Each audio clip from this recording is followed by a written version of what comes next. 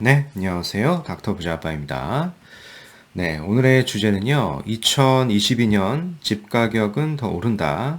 특히 이제 해당 지역은 절대 매도하지 마라. 라는 주제로 말씀드려 보겠습니다.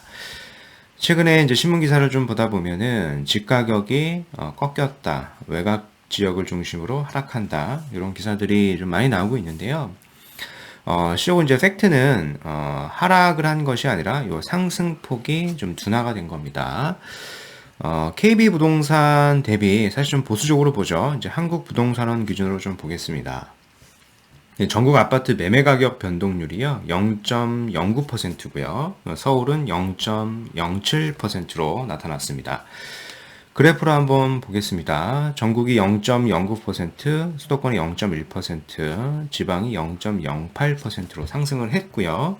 일부 세종하고 대구는 좀 하락을 했습니다. 그래서 이런 지역들을 제외하고는요, 다 상승을 했다라고 좀 보셔야 될 것 같습니다. 서울을 한번 보겠습니다. 서울 기준으로 보더라도 지금 관악구만 한국부동산원 자료 기준으로 이제 보합세를 유지를 하고 있고요. 기타 24개 구는 다 상승을 했다라고 보셔야 됩니다. 물론 상승폭 자체는 줄어들었어요. 네. 최근에 이제 오피스텔이 좀 인기가 많은데요. 그 중에서도 전용 84 타입 기준의 오피스텔이 특히 인기가 많습니다. 올해 청약 경쟁률이 59대 1 정도 돼요. 물론 이 청약 경쟁률은 일반 주택 청약 경쟁률과 1대1로 비교를 할 수는 없겠죠. 여기 같은 경우에는 내가 주택이 있는 유주택자나 청약 통장이 없어도 청약을 할 수 있다 보니까 경쟁률 자체는 약간 좀 허수가 좀 많이 껴있긴 한데 뭐 그럼에도 불구하고 경쟁률 자체는 좀 높은 편이다라고 좀 볼 수가 있는 겁니다. 특히 이제 이 실수요자나 주택을 규제를 하다 보니까 투자 수요까지 좀 많이 몰리고 있는 그런 상황이에요. 전체적으로 보면은 청약 경쟁률이 19.6대 1인데요. 전용 84 타입 같은 경우에 보면은 거의 한 60대 1 가량 하죠. 그만큼 좀 이렇게 한 3인에서 4인 가구가 거주할 수 있는 이런 아파트 형식을 가진 그런 오피스텔이 인기가 좀 많다라고 보셔야 되겠습니다. 네. 즉 이제 흔히 아파트라고 불리는 이 주거용 오피스텔 전용 60에서 85제곱미터 이하의 거래가 좀 빠른 속도로 좀 늘고 있습니다. 거래량 자체도 작년에는 한 7,300건이었던 게 올해는 한 8,600건 정도 되니까요. 한 16.9%나 늘어난 겁니다. 뭐 청약 경쟁률도 좀 높아지고 있고요. 요런 것 때문이죠. 이제 아파트와 겉과 속이 같습니다. 즉, 이제 얼핏 보면은 대단지이고 이게 아파트인지 오피스텔인지 구분이 안 가는 단지들도 있습니다. 그래서 뭐 커뮤니티까지도 좀 갖추고 있는 그런 오피스텔 같은 경우에는요, 인기가 좀 많은 그런 상황입니다.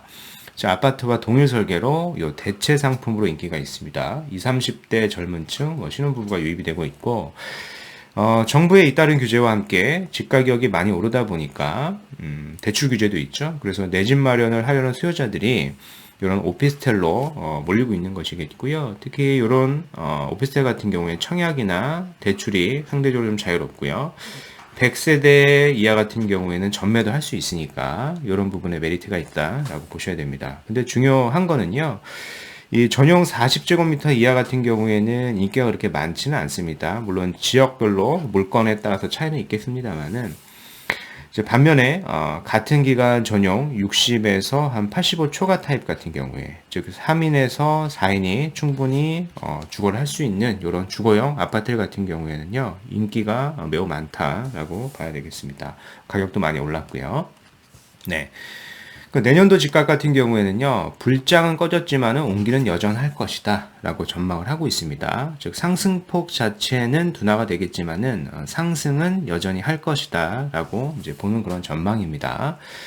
평균적으로 보면은 서울이 3.4%, 지방 0.8%, 양극화가 더 될 것이다 이렇게 전망을 하고 있고요. 물론 이제 내년도 이제 최대 변수는 대통령 선거가 있죠. 그래서 상승 요인이 하락 요인보다 더 많다. 내년도에도 역시 이제 공급은 서울에 절대적으로 이제 부족하다 보니까 많은 전문가들께서도 이렇게 상승을 좀 전망을 하고 있습니다. 뭐 적게는 뭐 한 3%에서 많게는 한 10%까지도 이제 상승을 전망을 하고 있고요. 저는 뭐 개인적으로 한 5% 내외는 추가적으로 수도권을 중심으로 충분히 상승할 수 있다라고 보는 입장입니다. 그 부동산 전문가 21인이 2022년 부동산 전망 설문 결과인데요. 전국적으로 그 서울 수도권 지방이 이렇게 요 정도 수치로 상승을 할 것이다 라고 전망을 하고 있습니다. 참고를 한번 해보시고요. 네. 오늘 구독자 사연입니다. 50대 초반 외벌이 가장께서 사연을 주셨습니다. 대학생 자녀 2명이 있고요. 부동산은 이제 방배동에 나홀로인 돈 아파트를 한 채 소유하고 계십니다. 여기가 이제 개발은 된다라고 했는데 10년 이상 지지부진한 것 같습니다. 현재 다니는 직장도 불안해서 이 주택을 좀 매도를 하고 월세가 나오는 뭐 상가나 지상센터에 투자를 해야 하나 고민해 있다. 또 여유자금은 한 1억 정도 있으시고요. 소유 아파트를 매도하고 뭐 저렴하게 월세, 전세로 이동을 하고 이제 상가에 투자를 해야 할까요? 이렇게 사연을 주셨는데요. 일단은 현재 상황이 어려우신 거는 아무래도 이제 직장이 좀 불안한 그런 상황이다 보니까 거주주택을 좀 매도를 하신다라고 이제 사연을 주셨는데요. 저는 조금 반대 의견을 드리고 싶은 게, 뭐 이미 잘 알고 계실 거예요. 개발이 된다. 그쵸? 이 두원 아파트가, 방배동 내에서도요, 이제 방배, 15구역 내에 있는 그런 입지입니다. 즉, 재건축을 추진 중에 있습니다. 물론, 현재까지는 조금 지지부진한 거는 맞는데요. 아마 22년도 경에는 좋은 소식이 있을 겁니다. 그래서 여기가 34평 기준으로 제가 보니까, 최근에 실거래가가 한 20억 5천 정도의 거래가 됐는데요. 해당 동일 입지에 향후에 신축 아파트가 있다라고 하면은요, 이제 평당 1억 이상 갈 수가 있는 그런 입지입니다. 그래서 34억에서 35억도 받을 수가 있어요. 그러니까 지금 매도를 하게 되면은 손해가 적어도 뭐 14억에서 15억이 나는 거죠. 그래서 절대 매도를 하면 안 되는 그런 겁니다. 그래서 현재 요 여유 자금을 가지고 어떤 월세 현금 흐름이 나오는 쪽으로 좀 투자를 하시는 게 좋을 것 같고요. 요 1억의 자금이 좀 부족하시다라고 하시면은요, 요 두원 아파트를 좀 담보로 해가지고 대출을 받게 되면은 일반적으로 이제 주택은 살 수 없지만은 담보 대출을 받게 되면은 근데 이런 비주택 같은 경우에 상가나 지사센터를 사는 데 있어서는 문제가 되지 않으니까 이렇게 자금을 좀 가용하셔가지고 현재 자산을 잘 보유하시면서 신규적으로 현금 흐름이 나오는 그런 상품에 투자를 하시는 게 더 좋은 방향이 장기적으로 될 수 있으실 겁니다. 그래서 해당하는 이 아파트를 지금 매도하시면은요, 향후에는 더 어려운 상황이 될 수도 있다라고 생각을 합니다. 잘 보유를 하셨으면 좋겠습니다. 네. 해당하는 지역이 이제 서초구 방배동 일대죠. 여기에 보면 이제 나홀로 아파트가 있습니다. 요 도원 아파트인데요. 이 아파트가 세대수가 39세대밖에 안 돼요. 한 동짜리고 96년도에 입주를 했죠. 근데 실거래가를 보면은 한 20억 5천 정도 하는데요. 이 동일 입지에 향후에 재건축이 돼서 1000세대 이상의 대단지 아파트가 된다라고 하면은 제가 시세를 34억에서 35억으로 전망을 하니까요. 추가 부담금도 거의 나오지 않습니다. 지분이 좀 많다 보니까 그래서 이 아파트를 좀 계속 보유를 하시는 게 자산 형성에는 훨씬 도움이 될 것이다라고 좀 말씀을 드려보겠습니다. 네. 여기죠. 지금 15구역이 여기입니다. 15구역이 여기 해당이 되고요. 방배동 일대 뭐 이수역하고 이제 사당역을 다 이용을 할 수가 있습니다. 방배동에서 가장 입지가 우수하다라고 하는 게 이제 5구역이잖아요. 이제 5구역 바로 옆에 붙어 있어가지고요.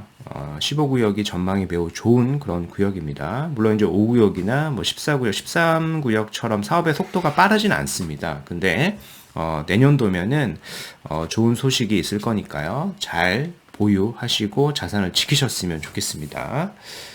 네, 이렇게 방배 15구역에 재건축을 추진 중에 있습니다. 물론 속도가 빠르지는 않지만은 주민 동의율이 높고요. 내년도면은 좋은 소식이 있을 거니까 잘 보유하셨으면 좋겠습니다. 네. 이제 방배동 일대가 여기죠. 여기 일대가 보면은 바로 위에가 반포고 잠원이잖아요. 그리고 보시면은 여기가 이제 반포고 이제 잠원이 있는데 해당 일대 아파트 가격을 보면은요, 9평 기준으로 이제 45억이나 합니다. 그렇죠? 그리고 방배동이 지금 신축 기준으로 보면은 한 30억 내외 정도 하는데요.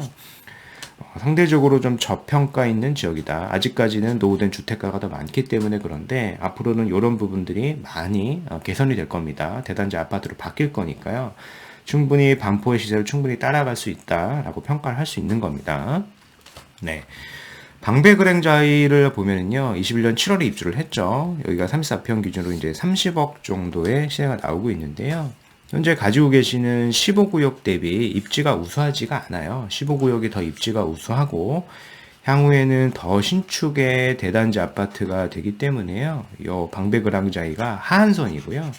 15구역은 이보다 훨씬 더 시세가 높게 형성될 지역이다라고 보셔야 됩니다. 네. 오늘 말씀드린 내용을 좀 요약을 해볼게요. 최근 집값 하락 관련 기사가 많이 나오고 있는데요.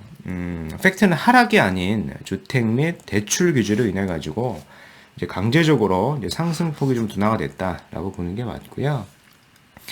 이 규제로 인한 강제 이 거래량 감소는요, 다시 상승을 불러 일으킬 수밖에 없을 겁니다. 결국 이제 공급 문제 해결 없이는 주택시장 안정화는 어려운 것이겠습니다. 오늘은 이제 50대 초반의 구독자께서 이 방배동 나홀로인 두원 아파트를 소유하고 계시는데요. 매도문을 주셨는데요. 해당 아파트는 방배 15구역 내 재건축 물건이다 보니까 절대 매도를 하시면 안 됩니다. 향후에 재건축이 되면은 신축 시 최소 평당 1억 이상 갈 거예요. 그래서 34억에서 35억도 갈 수 있는 그런 지역이니까 잘 자산을 보유하시고 불리셨으면 좋겠습니다.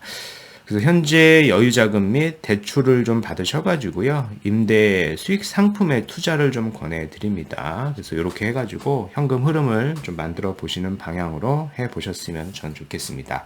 네.